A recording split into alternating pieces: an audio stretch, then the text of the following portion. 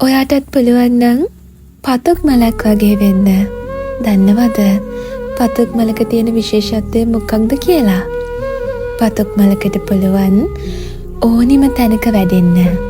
පතුක් මලක් දන්නවා වැස්සක් වුණත් සීතලක් වුණත් මොන කාලගුණ පරිසරයක වුණත් නොමැරී ජීවත් වෙන්න. පතුක් මලක් දන්නවා කර්කශම පොළවක වුණත් කෙලින් හිටගෙන ඉන්න. ඔයත් මේ වගේ කෙල්ලෙක් වෙන්න. ඔළුව කෙලින් තියාගෙන නිර්භීතව මිනිස්සු මැද්දෙන් ඇවිදින්න. අතේ සත පහක් නැති වෙලාවක වුණත් ඔයාගේ අභිමානය වෙනුවෙන් පෙනී ඉන්න.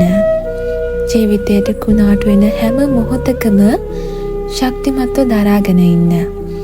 ඔයාගේ හීන වෙනුවෙන් ලෝකේ එහා කොනටුනත් තනියම යන්න.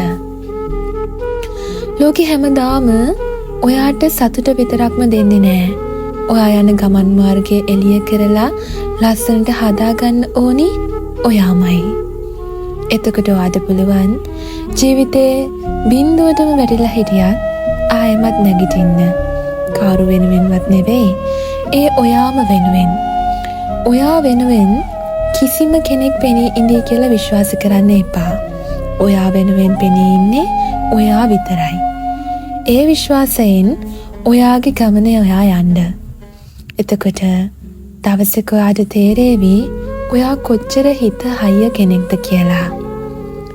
ඔයා දුකින් ඉන්න වෙලාවක, ජීවිතේ වැටිලා ඉන්න වෙලාවක ඔයාගේ හිත ඔයාම සනසගන්න පුරුදු වෙන්න. මට මේ ලෝකේ විශ්වාසවන්තම අත තියෙන්නේ මං ගාව. මන් දන්නවා ඒ අත ජීවිතේ කිසිම දවසක මාව අතාරින්නේ නෑ කියලා. මට විශ්වාසම ගමන් සගයා මම. කිසිම ගමනක් අතරමඟ මාව දාලා යන්නේ නෑ.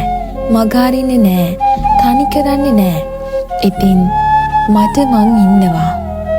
ඒ විදිහට හිතන්න පුරුදු වුණොත් ඔයා කාටවත් වටවන්න බැරි විදිහේ චරිතයක් වෙනවා. මන් දන්නවා ඔයාටත් පුළුවන්.